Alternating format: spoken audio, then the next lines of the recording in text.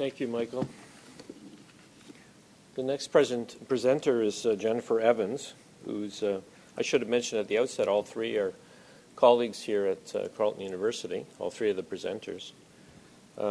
Jennifer Evans teaches a variety of courses in contemporary German history with interest in the history of sexuality and visual culture. Her book, Life Among the Ruins, Cityscape and Sexuality in Cold War Berlin, explores the rebirth of the city's various subcultures in the aftermath of World War II. She's written about same-sex sexuality in post-1945 Germany and is co-editing a book with Matt Cook entitled Queer Cities, Queer Cultures, Europe Since 1945. Her current projects include Hate 2.0, combating right-wing extremism in the age of social technology, on the role and potential of social media as a form of digital activism. And she has another SSHRC-supported project on the function of erotic photography as a claim to desire, personhood, and sexual freedom in the era before AIDS. Jennifer Evans, in her paper, in her presentation, writes about the conflict in the present, about the recognition of the victims of persecution of the past. And I'll let her take it from there.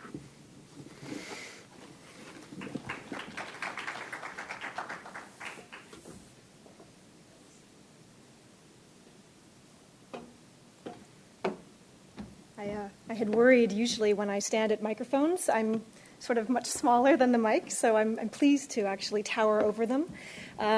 Thanks so much. I wanted to say thank you to Deirdre Butler for inviting me, for helping organize this conference, to Aviva Friedman and the Zelikovitz Center for holding the conference, and especially to members of the community who trekked their way to this university campus.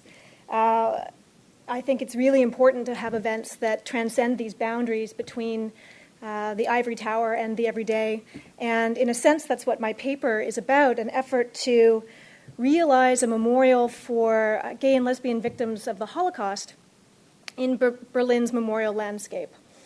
And I'll just give you a little bit of the background. Some of you heard a bit about this already with Christiane Wilke's presentation yesterday. But just to give you a little bit of background, let me say first that efforts to think about queer persecution are very new, very recent. My students, I love our students. They're shaped by the world around them today. They believe that it was always the case that we came to terms with the enormity of the Holocaust. They don't realize this was a hard-fought battle that took over 20 years, at least, and in some cases a battle we're still waging. They don't realize that all of the victims of National Socialism did not experience the same thing in the camps and in the jails and in the prisons and in the work detail, and that these differences do matter and we have to think about them very carefully. And they assume that the world in which we live in which a world where civil partnership and maybe marriage among same-sex desiring folks is increasingly the norm, they don't realize that this in and of itself has been a long time coming. So when thinking about the memorial in Berlin, I'll give you a little bit of background before I start my paper. In the 1990s, when Germany reunified in 1990, of course, this was a very exciting time to be in Germany. It was a moment where we see a heightened Holocaust sort of consciousness. How is unified Berlin, how is unified Germany going to come to terms with this past? Not just for Germans or Berliners, but also for the wider world that was increasingly looking to Berlin. It's in this context, the late 90s, that we, of course, see efforts to build the Peter Eisenman memorial to the murdered Jews of Europe. And this helped emboldened gay and lesbian activists to mobilize for a memorial of their own. So in 2003, the federal government actually put this into play and called for a memorial for persecuted gays and lesbians. And they, as we know, also set the ball rolling for other victims to receive memorials as well. In 2006, after receiving something like 27 design submissions from all over the world, and this is the most unique part of the story, a jury ultimately decided on the design of two Scandinavian artists, sort of avant-garde artists, and set plans in motion to realize this memorial as fast as possible. So this is 2006. Already, once the design is unveiled, there is a huge controversy involving how this particular design is going to speak to the experiences of women. And this is waged in the feminist press and the feminist magazine, the equivalent of Ms. Magazine. And it's also, it enters into newspapers, and it actually eventually transcends the sort of German stage and enters into sort of the queer subculture, and also into some of the queer press in the United States, in Canada, in Israel, and in Australia. So it becomes this massive, massive event. At stake is the way victim experience is being commemorated through this design. And the argument put forward by the editors of Emma magazine, or the German Ms. magazine, is that this design, in its actual construction and in its placement in this central park of Tiergarten, just has absolutely nothing to do with women's experiences of Nazi persecution. So ultimately, and after about a year and a half of back and forth, of podium discussions, of letter writing campaigns, and of protest, the memorial is changed. The film that's depicted on the inside of two men kissing is agreed upon that it will be changed to reflect, at first, maybe every 2 years, a film of lesbians kissing, and ultimately, in the end, it becomes this really interesting kind of hodgepodge pastiche of images in the actual memorial. So there's success. There's a new compromise. There's change put into place. And I want to talk a little bit today about how this is about transforming something like a space of kind of benign park space into a place, what geographers call placemaking. That is, making something emotionally relevant to the population. And I want to talk a little bit about how that happens, not just for Berliners or for Germans, but how relevant this space in the center part of Berlin becomes for gays and lesbians worldwide. So that's the short form of what I'm saying. And this is the book that it's going to be featured in. It's a chapter from the forthcoming volume. So this is a picture of the Tiergarten, and this massive park that was built in the 1830s, meant to be a sort of a leisure space for Berliners, a place where they could escape the hustle and bustle of the growing city. And as some people know who've been to Berlin, it's right downtown. It's across the street from the old expanse of the wall, and it's become in recent years home to many of these memorials. So Berlin is a city unlike many others. There, the specter of history looms especially large. It's pressed into the landscape, it adorns the buildings, and it's worn on the faces of each generation of city dweller tasked with finding some way of coming to terms with such a heinous past. For the tourist, the city is as fascinating as it is macabre. Along the city's streets and alleyways, copper memorial plaques compete for attention with shiny, stumbling stones, small little squares hammered into the sidewalk in front of buildings once occupied by those rounded up, deported, and killed by the Nazis. The void spaces along the path of the wall that once fascinated cultural critics in the early 1990s have long been replaced with several large-scale memorials.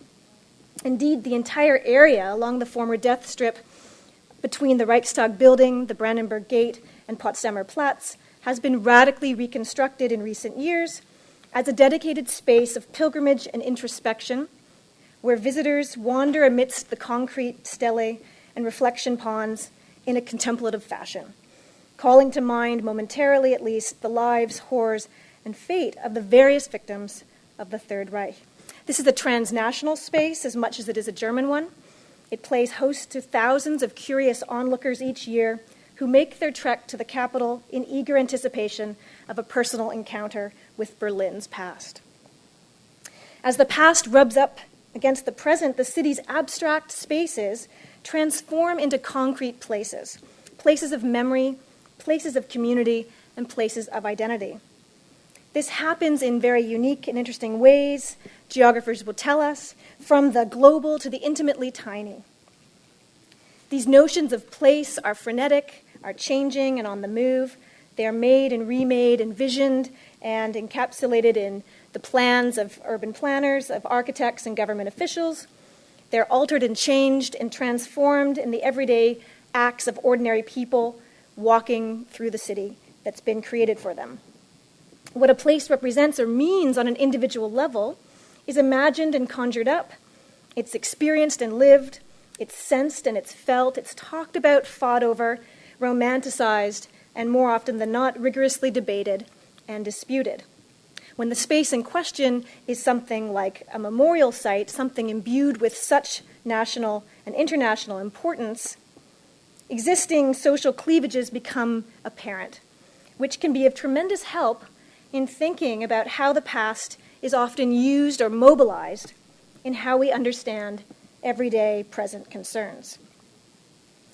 So the frustrations, the discord generated in 2006 by a proposed plan to commemorate gay and lesbian victims of National Socialism provides an excellent case in point and will help develop this focus on how activists and historians, politicians and city planners, and readers of the international queer media helped create a space for queer place in today's Berlin.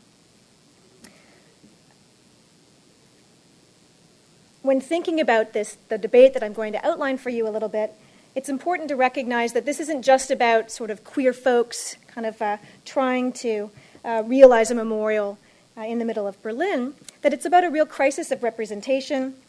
It's about trying to speak to the diversity of experience, and it's about trying to come to terms with a past that is still very much under review, under examination, a past that we're still trying, academically at least, in terms of research, to really understand in its fullest capacity. I think the greatest example was from Michael Dorland. The Holocaust Museum has just finished volume 2 of this encyclopedia, which really does kind of expand the playing field for just how many camps, how many prisons, how many things were actually in operation, far greater numbers than we'd actually considered before. Not only does this debate shed light on the complicated memorial politics of the early 21st century, but it also raises important questions about Berlin's contemporary meaning as a place for diverse claims to history, from identity-based ones to local, to national, and even to global. So the question is, how can a memorial site speak to the diversity of experience that's out there? And also, what are the demands that are placed on that memorial, not just from Germans or Berliners, but also from an international community with a certain set of expectations about what the persecution of homosexuality means to contemporary human rights struggles? In a sense, efforts to make a space for queer space in Berlin began as a battle over the boundaries of social memory, but it ended by creating a broadened foundation for claims to social justice in Germany and abroad. This shift in perceptions of time and purpose, although not unique to Berlin memorials, shows that placemaking in this city was multi-perspectival and complex, was emotionally laden, highly fraught, and deeply contentious, and incredibly important to queer public memory on a world stage. So I want to talk a little bit about how this all happens and how it played itself out. And I have to try to remember what some of my slides are because it's been a little while since I put the PowerPoint together. So what you see here in the background is the cuboid, as it's often called. This is the memorial itself, and it, as Christiana outlined yesterday, it's deliberately styled to actually look like one of the stele from across the street, literally, where the memorial for the murdered Jews of Europe is located. So the design that these artists developed was meant to sort of show the abjection of homosexuals, the idea that they're separate from society, and that they've also been sort of separate from the memorial process as well. And the thinking behind that is that that the German government was very slow to recognize gay persecution, to decriminalize the law, criminalizing same-sex relations. And this was meant to sort of speak to all of that, that it's at the same time that it's part of the legacy of National Socialism, it's also sort of separate and distinct in its own way. So if we want to think about claims making as a conflictual process of making subjects or claiming legitimacy as victims, one in which the appeal to history looms large, I think we have to think about how divergent groups look to the past and how they read the past for their own purposes. And of course, this is natural. This is something that we all probably do, but this is very palpable in this debate. How it is that gays and lesbians look to the 1930s and 40s very differently, how they recast the past for their own arguments. We also need to recognize that placemaking is emotionally fraught. It plays on emotions of suffering, neglect, shame, anger, frustration, and this is also very gendered and experienced differently and articulated differently by men and women. This is to say that the battle over how the past was to be remembered was also about whose past would be remembered. This tells us that placemaking operates on a variety of levels, from the personal to the national and eventually to the global. And most importantly of all, it shows that National Socialism and the experience of persecution was very distinctly important, but in different ways, for men and women, for Berliners, for Germans, but also for an international community. Finally, the last point that I want to make before giving you some examples is that the making of the memorial is not just about space or about time or about gender, it's also about the city, and the city as an actor in the equation. It matters that this is Berlin, it matters that this memorial is in the Tiergarten, that it is nestled near the Holocaust Memorial. And it matters that in post-1990 Europe, the cultural imaginary of Berlin transforms this city into a space of international significance.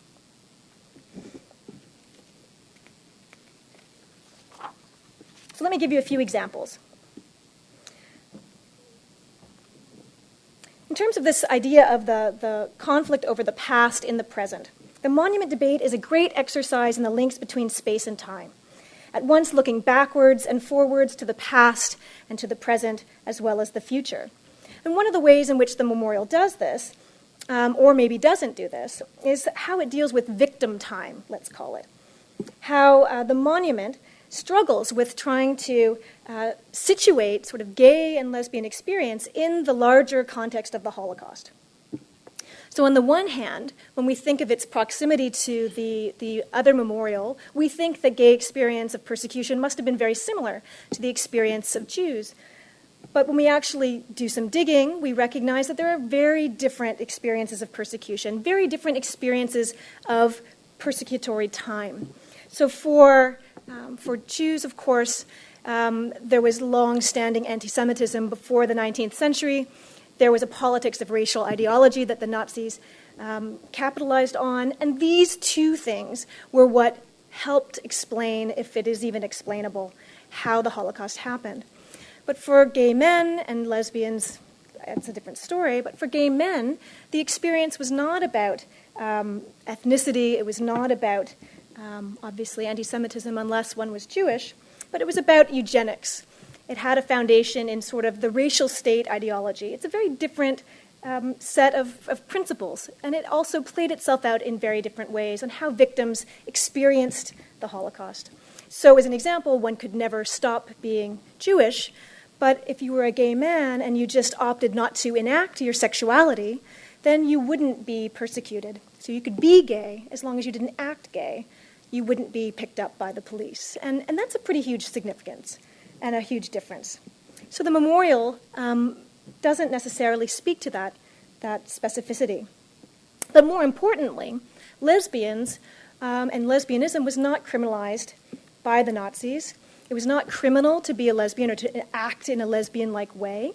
Women sort of fell from from the purview of the state, as long as they, as long as they were working, as long as they were supporting the regime in some way or another, their experiences weren't seen as dangerous as men's experience. And so to suggest in the memorial that lesbianism sort of was the same as gay persecution, this was something that the activists felt was deeply problematic about the memorial, collapsing the experiences of victimization in time.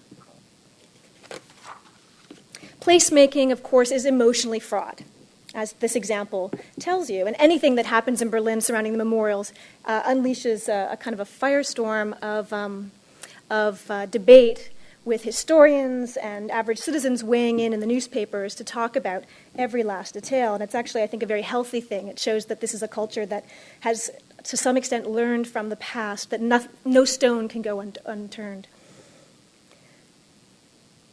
This particular drama was a drama of generation.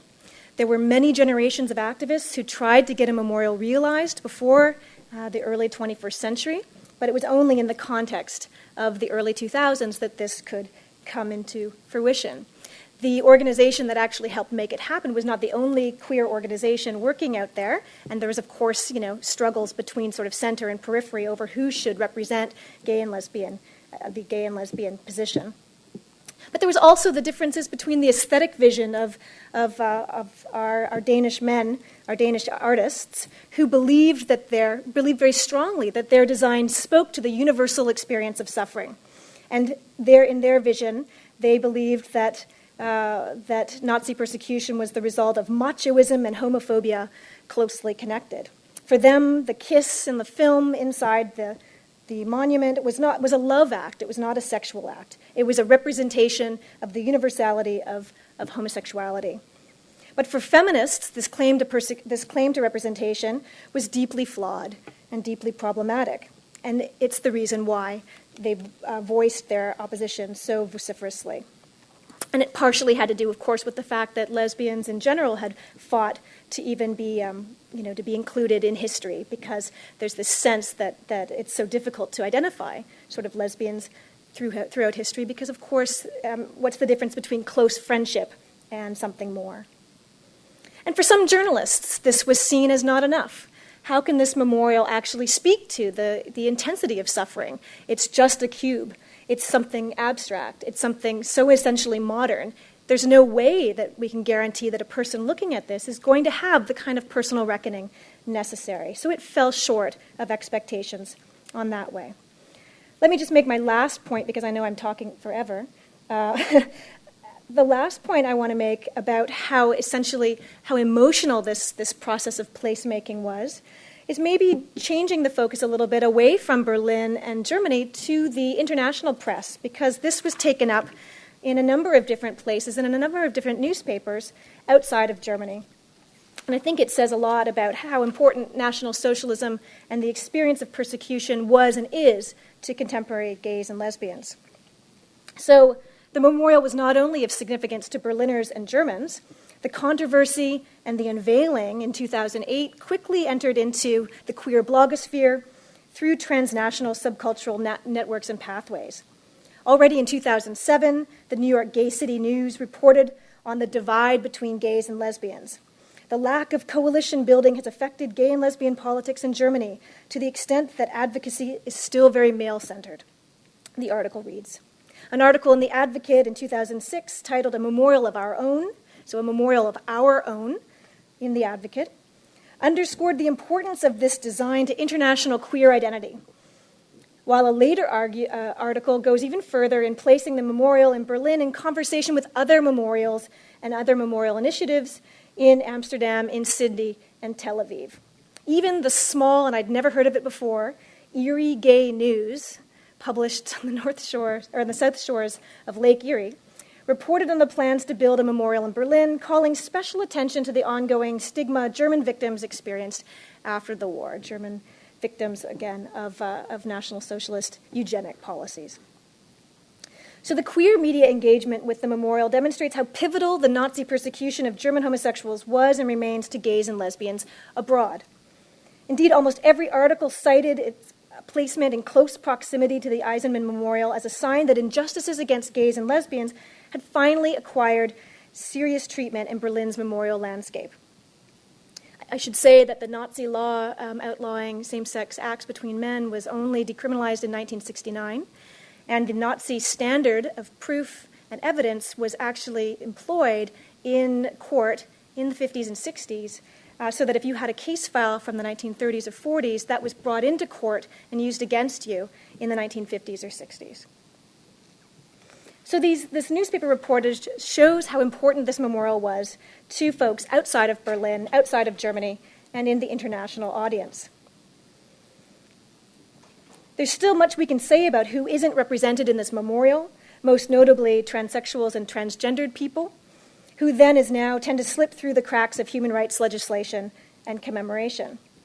But trying to make space for queer place in Berlin, a space for present and ongoing human rights struggles, perhaps Richard Sennett's comments on placemaking might be fully realized one day.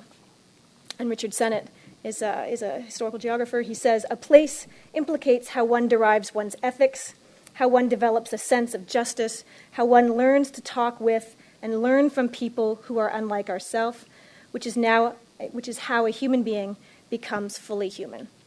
So I'll stop there because I've talked far enough, but let me thank you for your time.